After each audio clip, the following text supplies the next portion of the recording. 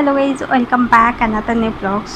जो है मेरा जो ब्लीडिंग हो रहा था तो मैं डॉक्टर के पास जो गई थी, तो मेरा मन में भी सवाल है क्योंकि ये मेरा फ़र्स्ट टाइम नहीं है। आई थिंक इसको लगा के मेरा 3 टाइम ब्लीडिंग इंस्ट्रक्शन चल रहा है। फ़र्स्ट टाइम जो था आई थिंक मेरे बेवकूफ़ी के वजह से मैं ले ली थी। थोड़ा सा स्पॉटिंग हुआ था, 1 दिन वेट करना चाहिए था। हो सकता है 1 दिन वेट करने से जो है ब्लीडिंग बढ़ता, नहीं तो फिर वो ब्लीडिंग नहीं था, स्पॉटिंग था, कुछ भी था। लेकिन उस टाइम भी मैं इंजेक्शन्स ली थी, फिर जब ब्लीडिंग हुआ था उस टाइम भी ली थी। अभी भी जो होने वाला था बोल के कंटिन्यू चल रहा है। तो प्रोजेस्टेरोन का इंजेक्शन्स जो है वो भी थोड़ा पेनफुल है। तो मैं मैम से पूछी कि मैम कैसे, मतलब क्यों मेरा ब्लीडिंग हो रहा है, मतलब मुझे भी टेंशन हो रहा है और ये सब भी, ये इंजेक्शन लेने में भी प्रॉब्लम हो रहा है। मतलब एक स्ट्रेस भी हो जाता है, ब्लीडिंग क्यों होता है बार बार, कहीं कुछ प्रॉब्लम तो नहीं है।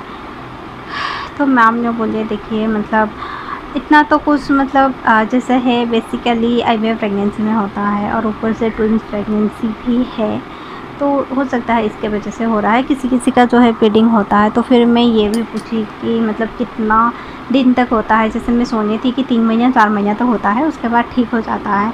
तो मैम बोले कि ऐसा ज़रूरी नहीं कि 3-4 महीना के बाद ही ठीक हो जाएगा, किसी किसी का 8-9 महीना तक ही रहता है। मैं तो बहुत सारा मतलब सुनी हूँ, किसी का मतलब फर्स्ट ट्राइमेस्टर में नहीं होता है, सेकेंड ट्राइमेस्टर में ही ब्लीडिंग हो जाता है। बट ऐसा भी होता है 6 महीना 7 महीना में भी ब्लीडिंग होता है।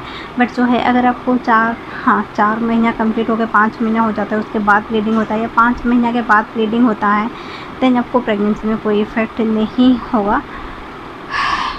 मेडिसिन इंजेक्शन लेके ब्लीडिंग बंद कर दिया जाएगा। अभी भी मुझे कोई प्रॉब्लम नहीं है, सब मेडिसिन इंजेक्शन से ब्लीडिंग बंद किया गया है।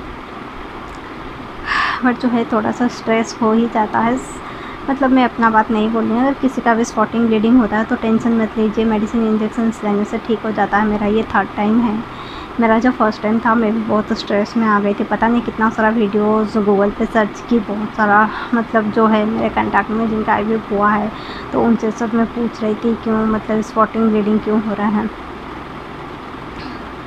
मैं तो पूरा रोने लगी थी क्योंकि मेरा IVF फेल हो गया क्या, ये सोच के। तो जो है, तो मैम से मैं ये पूछी तो मैम ने मुझे ये बोले कि ये नॉर्मल चीज़ है, आपको टेंशन लेने की ज़रूरत नहीं है, आप ज़्यादा स्ट्रेस मत लीजिए। तो अगर आपको भी कोई स्पॉटिंग या ब्लीडिंग होता है, टेंशन मत लीजिए। आपको जो भी दिया जाता है उन लोग का कुछ ब्लीडिंग के लिए कुछ मेडिसिन इंजेक्शन दिया जाता है, आप उनसे कांटेक्ट कीजिए, करने के बाद ही मेडिसिन इंजेक्शन ले लीजिए। पूरा कंप्लीट बेड, अगर किसी का ब्लीडिंग होता है तो कंप्लीट बेड रेस्ट कीजिए। ट्राई कीजिए कि आपका पाँव के नीचे थोड़ा जैसे पिलो रख के सोने के लिए मैं भी 2 दिन से सोती थी, तो ये सब फॉलो कीजिए, ज़रूर ठीक हो जाएगा।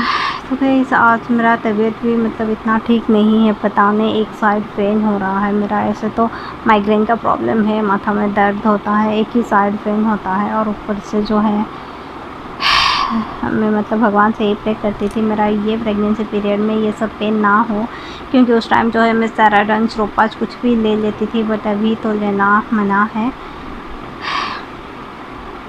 पैरासीटामोल लेने के लिए बोले हैं, अगर सर दर्द होता है तो पैरासीटामोल से मेरा कुछ नहीं होगा, कुछ नहीं होता है, पैरासीटामोल से ठीक नहीं होता है मेरा। तो पता नहीं, माथा दर्द दे रहा है और मतलब ठीक भी नहीं लग रहा है। तो मैं, अगर आप लोग मेरे चैनल पर नए हैं तो चैनल को सब्सक्राइब कर लीजिए, मैं हमेशा यही बात बोलती हूँ।